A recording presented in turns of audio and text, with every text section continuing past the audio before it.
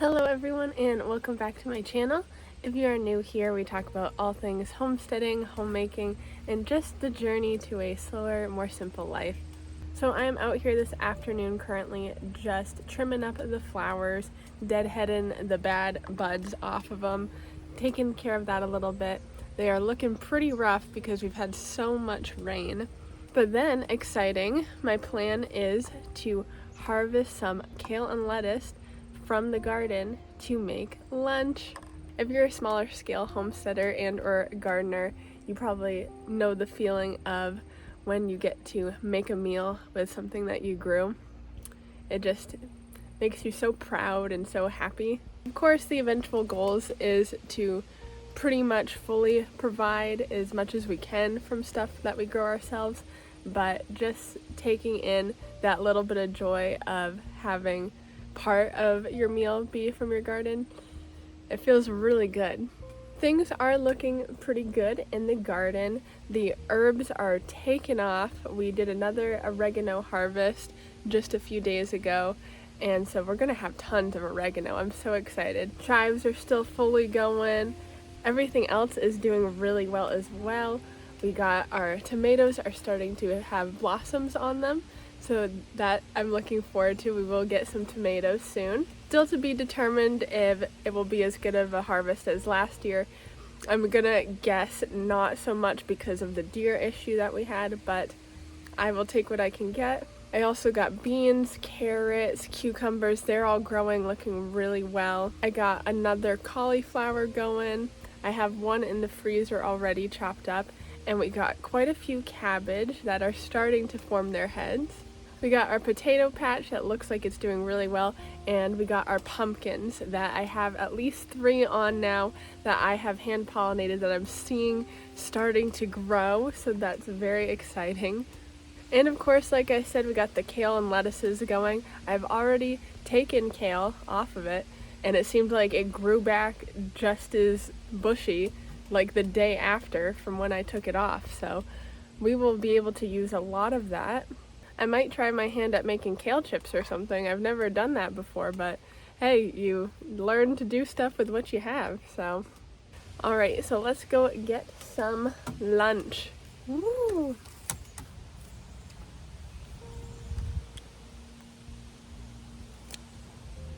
I've been saying how wet and rainy it's been, but it seems like all the days that it's sunny have been incredibly hot. And that's just because of where I'm from, probably.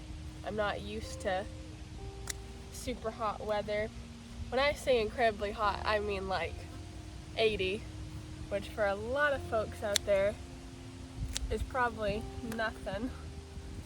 But for little old me, that is burning. Ta-da! We got a nice big basket of greens. So we got a lot of kale and 2 different kinds of lettuce. And I think I might try making some kale chips. I've never had them before, but I know they are pretty popular right now, so maybe they'll be really good. And I do have a lot of kale, so might as well find something to do with it that could be a nice snack. First though, I am going to throw together a salad using my leafy greens because I am hungry. It is lunchtime.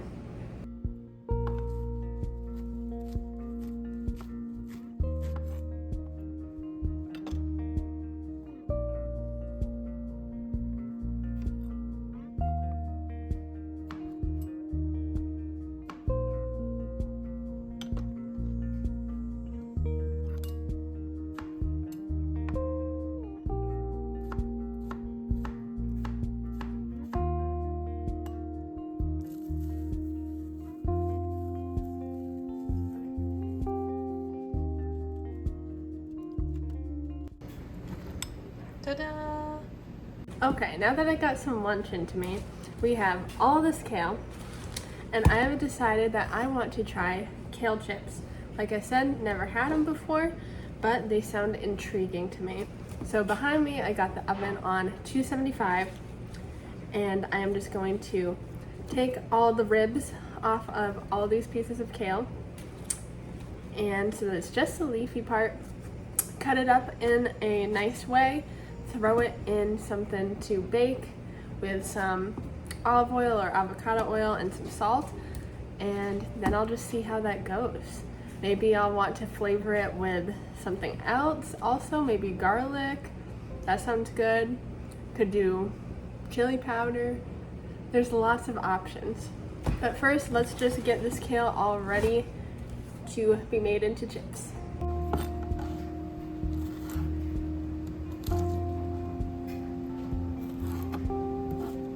We got our salt and oil on our kale that's all chopped up. So now it is going into the oven at 275, and I'm just gonna turn it around as it's heating in there to make sure it gets crispy and not burnt. Kale chips are done, and they are so good. Definitely the perfect side to go with something. Tastes really good. They satisfy me just as much as any other chip. Good morning. It is another day, and we have some pumpkins blossoming ready to be pollinated. So I thought I would just show you how we can hand pollinate. I would definitely recommend, if you are a small homesteader or gardener, to hand pollinate your squashes just to guarantee that you will get something off of them, because why not?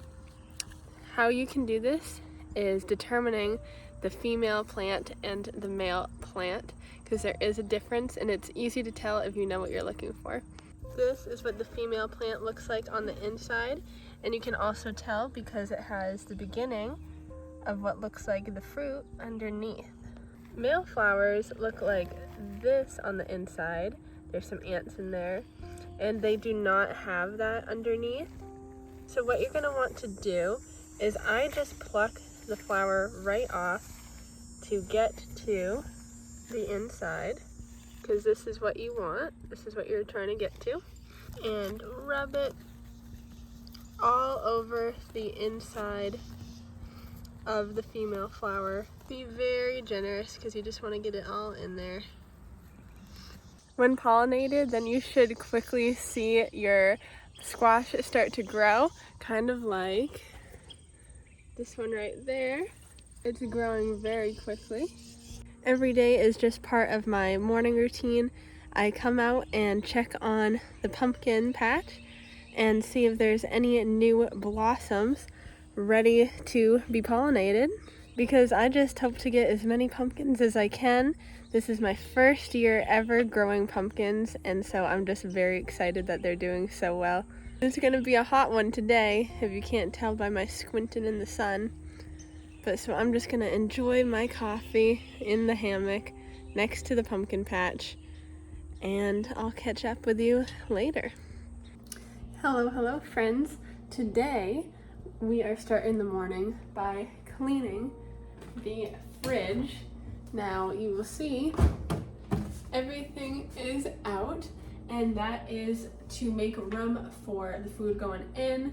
Just went grocery shopping, so I want to give the fridge a nice deep clean.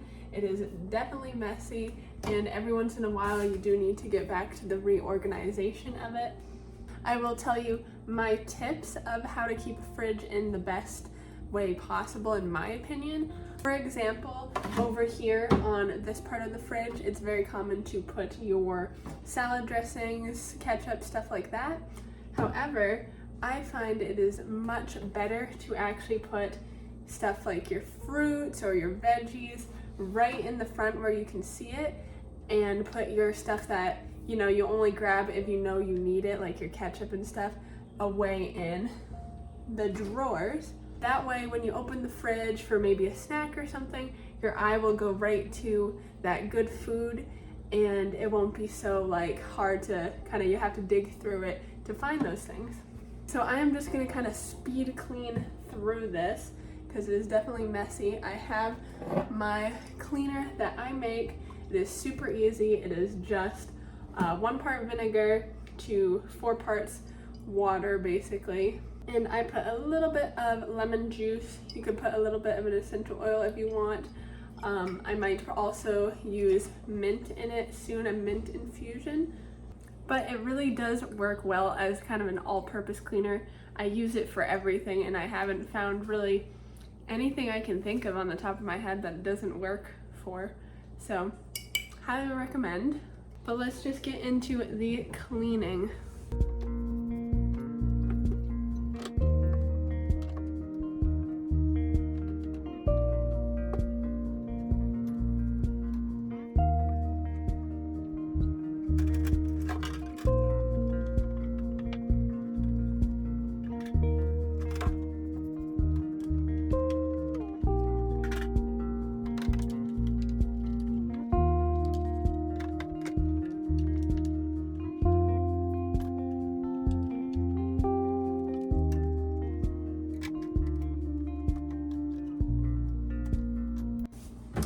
Alright, we got a nice clean fridge, and now for me at least, this is the fun part, the organizing of things. Now I already talked about my strategy for using these versus these. I do think it works very well, but if you're cleaning your fridge and or organizing, I would definitely suggest play around with all these different parts that can be moved to different heights, different places. Really play around with it. Don't just go with what it's always been necessarily. You can definitely make it work better, and sometimes it just is kind of nice for it to be a little different. So don't be afraid to really try and see how you might like things to be. So now I am just gonna go ahead, chuck anything that is questionable, not good, and put back everything else. Okay, the fridge is all clean, but now I have to show you we have a meat haul.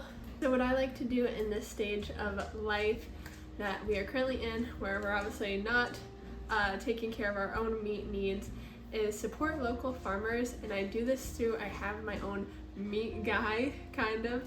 He basically is the middleman in a way between himself and us customers like me and local farmers, so that he has access to all this product, like basically whatever you could want, any cut of basically any meat. And actually, if you look at it by per pound, it is saving money opposed to going to the grocery store for the same cuts of meat. Of course, it is a much bigger upfront cost, so that might not be as easy for different people to do depending on their situation, but in the long run, it is cheaper per pound for the cut of meat that we get.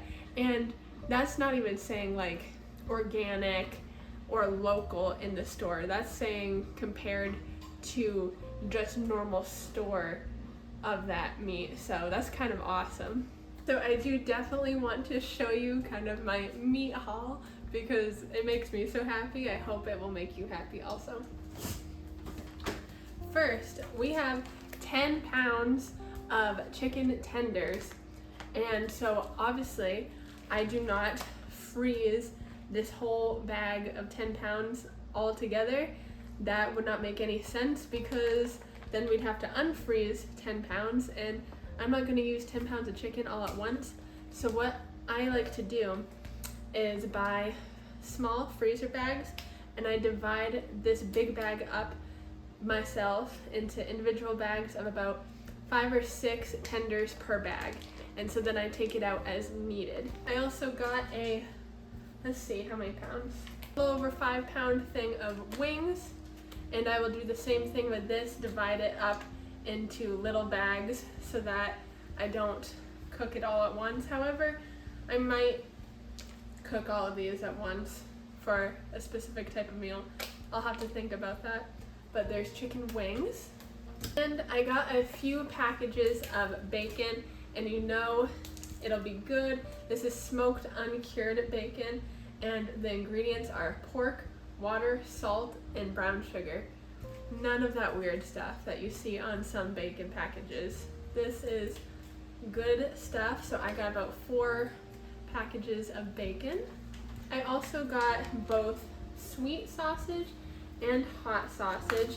I got quite a bit of these packages. I use sausage in many things, so you don't need a whole lot, you just need the little packages, and I usually do take it out of the casings. I prefer to get sausage not in casings, but just like ground sausage, but that's fine. It's not hard at all to just cut open the casings to use it, so this will do great. And I got a few packages of this New York sirloin steak. These are such a nice cut of steak, and for me, just one of these steaks can usually do the meal, one meal for everybody, not with much leftovers, but to feed 3 adults with sides, of course. Usually just one steak will actually do the meal, so very nice. Okay, this is the big boy, and I actually did not know exactly how big it would be when I decided to order it, but it's humongous, so it's still in the fridge because I'm gonna have to cut it up to be able to use it the most efficiently, but it makes me so happy. Let's get it out of the fridge. It's an entire beef brisket, which is just humongous. It's so exciting. This will be, if I want to do them as a roast, which is the plan, this could be at least 4 roast meals, but it's just beautiful, and I'm not going to say the exact prices because I know everything is so regional, so I don't think that would be even really that helpful because prices are so regional. But I will say buying this all at once would save so much money in the long run if I got like each individual small brisket roast at the store. Like this by the pound is so much cheaper than it is to get in the store. So that's so exciting. I'm gonna have to cut this up, and again I will just put it in freezer bags, but obviously bigger ones than you would with the chicken. Now I will take you on a little quick trip downstairs where I have a chest freezer because I already put the rest of the meat down in there. So we'll just have to go down there to have the rest of the tour. Let's go. Okay, we're in the basement, and here is my little chest freezer, but that's okay. That works for the moment. We got more of these steaks that I showed you, more bacon, more sausage, and we got a whole chicken, which is fantastic. And we got this beef strip roast, which is quite sizable in itself. I could do this as all one crock pot meal, or I could split this into a couple. It's really completely up to me, but it's a lot of food right there. Then we also have some beef back ribs. So this will be a really yummy meal as well. And then, not in the meat order today, but I still have a bunch of moose burger packets. That is just such a blessing. So that's my little meat haul, and I hope you're as excited about seeing meat as I am, but that just feels so good to just have a freezer full of meat that you know will feed your family for so long. And it is just really cool that it just happens to work out for me this way. Not saying it would work out for everybody this way, but that in the long run it is actually cheaper than the meat that I would get from the store, the not as good quality. So it is now once again pouring outside. Coming down. This has been a very rainy summer, which I don't mind really. I like the rain. Saves me from having to water. But man, it's coming down. So I'm going to do some dishes and then get ready for supper time. Thank you for joining me for the last couple of days. If you like content like this and want to see more, please consider subscribing, and I will see you in the next one. Bye-bye!